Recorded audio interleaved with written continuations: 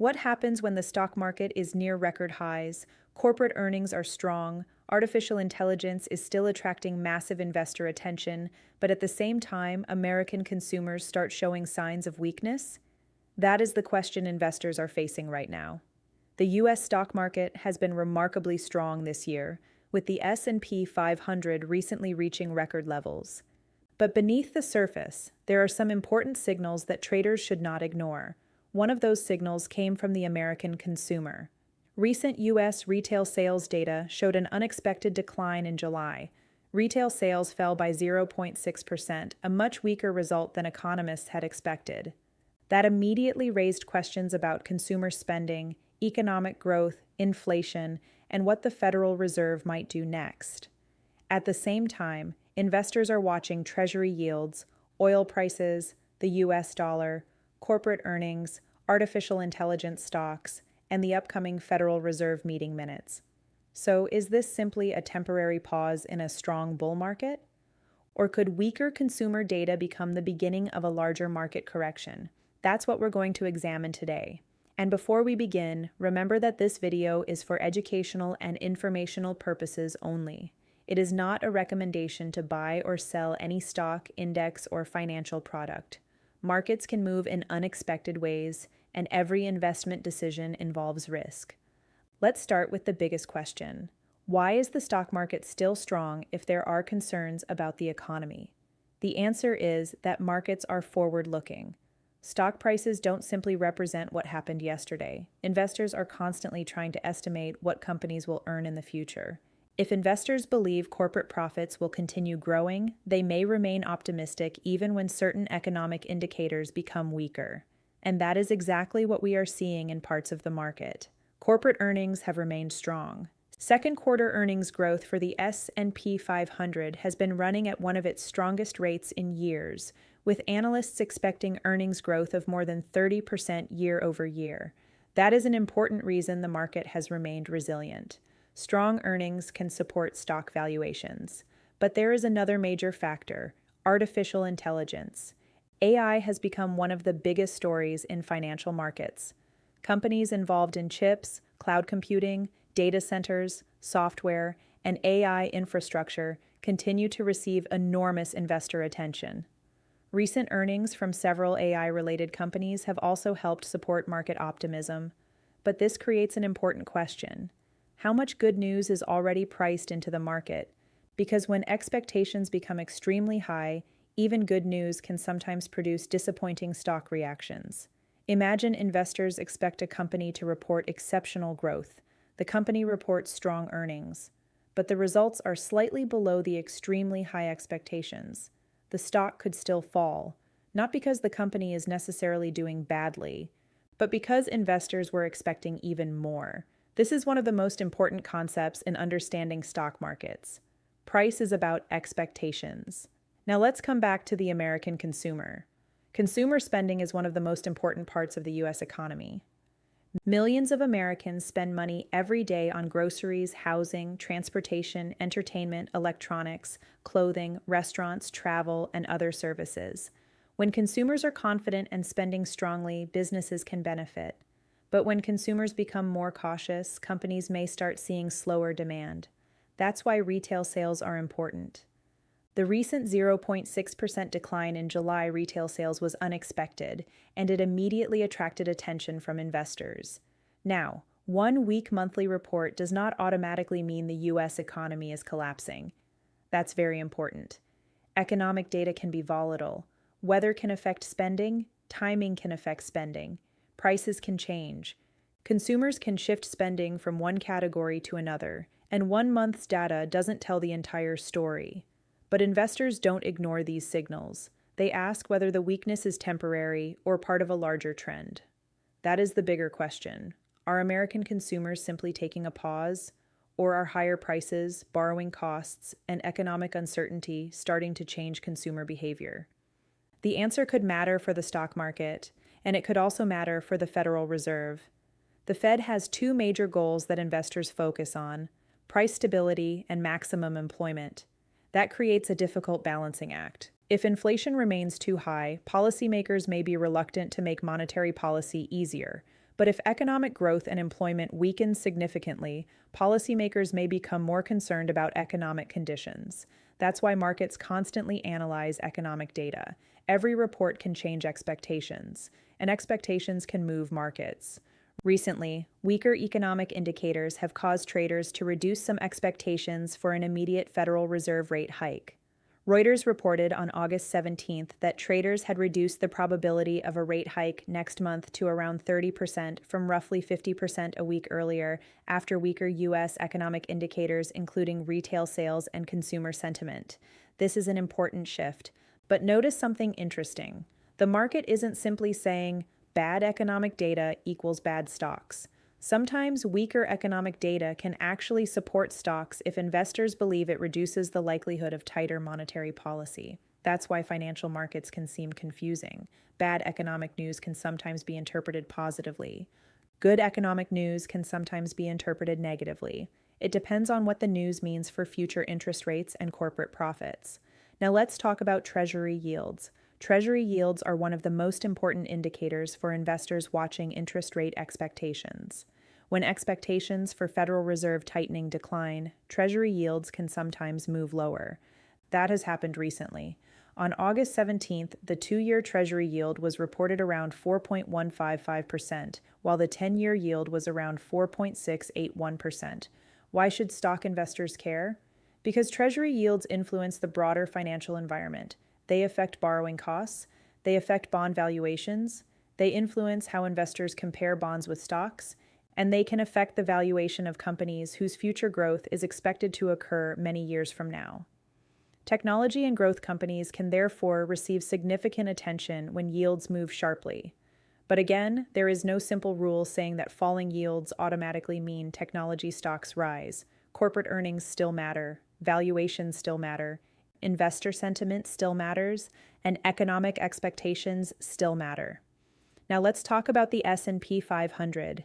The index has remained extremely strong. Recent reports have shown the S&P 500 reaching record levels, and investors have continued to support the market because corporate earnings remain resilient. But whenever an index reaches elevated levels, investors naturally start asking a question. Can the rally continue? This is where the idea of a pullback comes into the conversation. A pullback doesn't necessarily mean a crash. It simply means prices decline after moving higher. Markets can experience small pullbacks during long-term uptrends. In fact, short-term declines are normal. The danger is when investors automatically interpret every decline as the beginning of a major collapse. That's not necessarily true. On the other hand, investors shouldn't assume that every decline is automatically a buying opportunity either. The correct interpretation depends on the underlying economic and corporate environment. So what would actually make the current market vulnerable? There are several possibilities. One would be a significant deterioration in consumer spending. Another would be a renewed inflation problem. Another would be a sharp rise in oil prices. Another could be a sudden increase in Treasury yields. And another could be disappointing corporate earnings or weaker guidance from major companies. There is also geopolitical risk. Oil prices remain important because geopolitical tensions involving the Middle East and the Strait of Hormuz have continued to affect energy markets. Higher oil prices can create a complicated situation. They can increase costs for consumers and businesses. They can contribute to inflation pressure. And if inflation expectations rise, investors may become more cautious about future interest rate policy. That means oil is not just an energy story. It can also become a stock market story. Now think about the situation from the Federal Reserve's perspective. Suppose consumer spending weakens. That could indicate slower economic growth. But suppose oil prices rise at the same time. That could create additional inflation pressure. Now policymakers face a difficult choice. Economic growth may be weakening, but inflation could remain a concern. This type of environment is often described using the term stagflation. Stagflation refers to a combination of weak economic growth and persistent inflation. Investors don't want to see that scenario because it can make monetary policy more difficult. However, it's important not to jump from one weak retail sales report to the conclusion that stagflation is definitely coming. That would be an overreaction.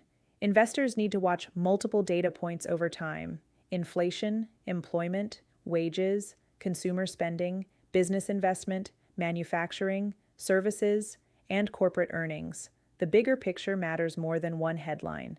Now let's talk about the Nasdaq. The Nasdaq has significant exposure to technology and growth companies. That makes it especially interesting during periods when investors are debating interest rates and AI valuations.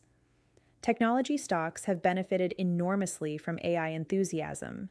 Companies are spending billions on data centers, chips, cloud infrastructure, and AI systems. Investors believe these technologies could generate enormous economic value. But the market is now asking a more difficult question. When will all of this investment translate into sustainable profits? That's important, because capital spending is not automatically the same thing as profit growth. A company can spend billions building infrastructure today because it expects much larger revenues tomorrow. Investors therefore want evidence that AI investment is actually generating returns. There have already been signs that AI-related earnings and demand remain strong. For example, recent reports highlighted strong results and forecasts from several companies connected to AI infrastructure. That has helped support investor confidence. But the higher valuations become, the more important future earnings become. This is why AI stocks can remain powerful market leaders while also carrying significant expectations. Now let's look at another interesting development. Corporate earnings growth is becoming broader. According to recent market analysis, earnings growth is no longer being driven only by technology companies. Non-tech companies have also been showing strong earnings performance. That's potentially important.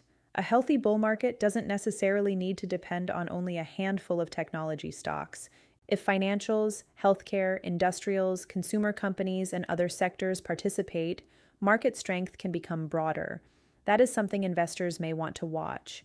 Is market growth being driven by a small number of giant companies, or are more companies participating? The answer can tell us something about the overall character of the rally.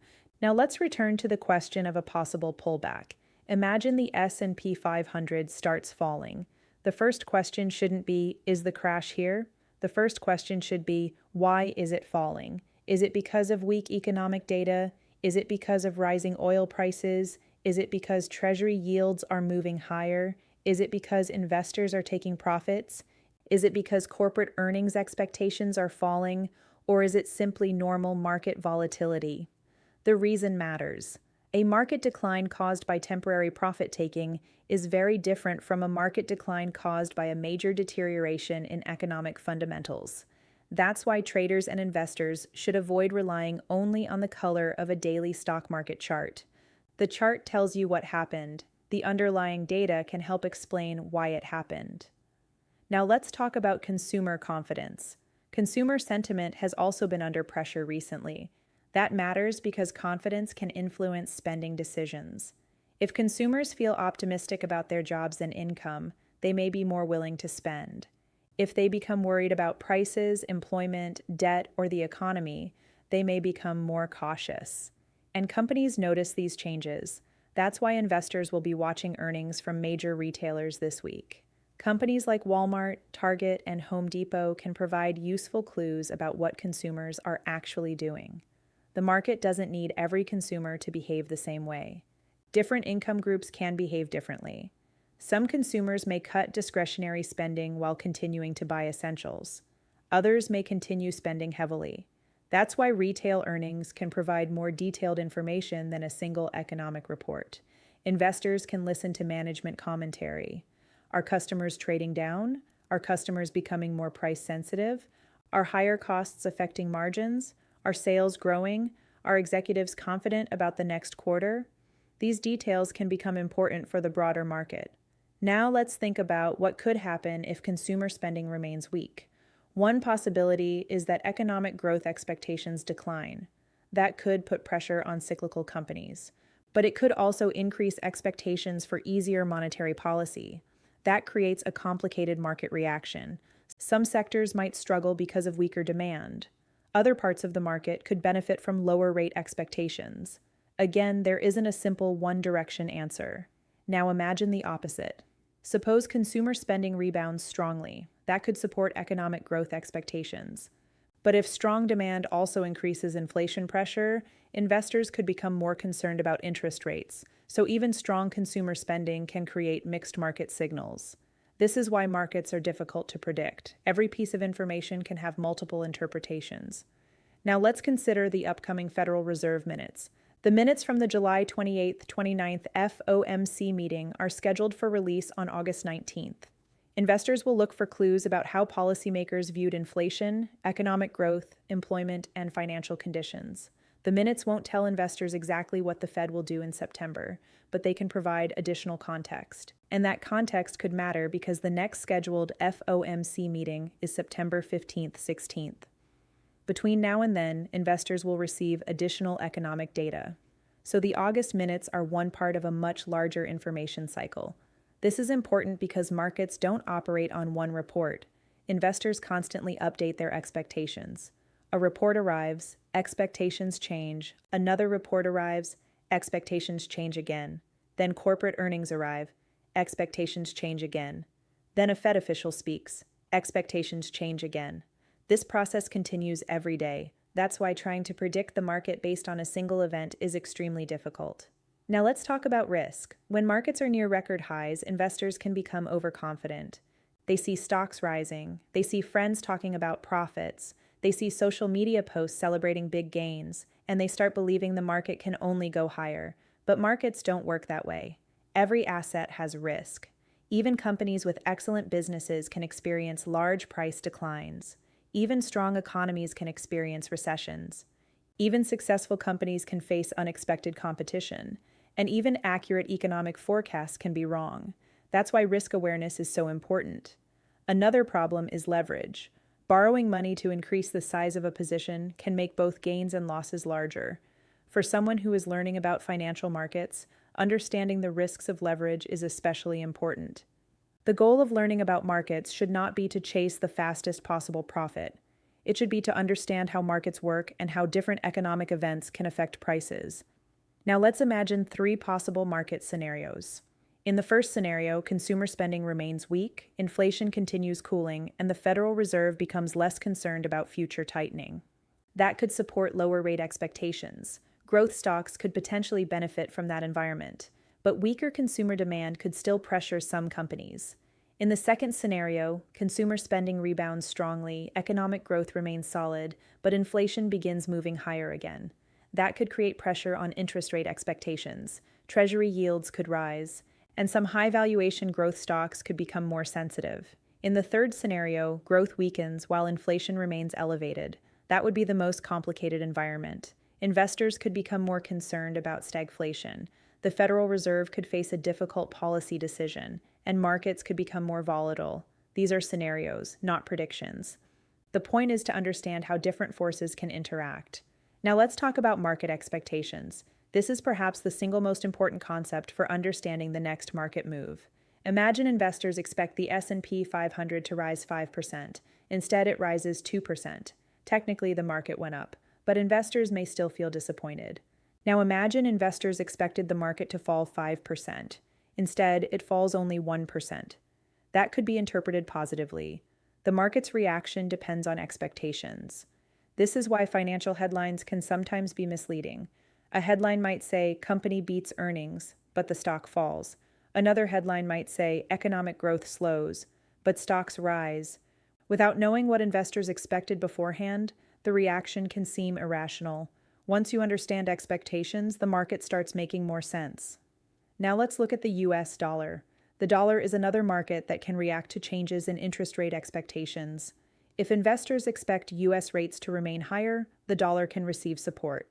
If expectations for tighter policy decline, the dollar can weaken. Recent market developments have included a weaker dollar as traders reduce some expectations for a near-term Fed rate hike. A weaker dollar can influence multinational companies because many large U.S. businesses generate revenue internationally. It can also affect commodities. Gold, for example, has recently benefited from a weaker dollar and changing expectations around U.S. monetary policy. This shows how interconnected financial markets are. Stocks aren't isolated. Bonds, currencies, commodities, and equities constantly influence investor decisions. Now let's think about what traders might watch.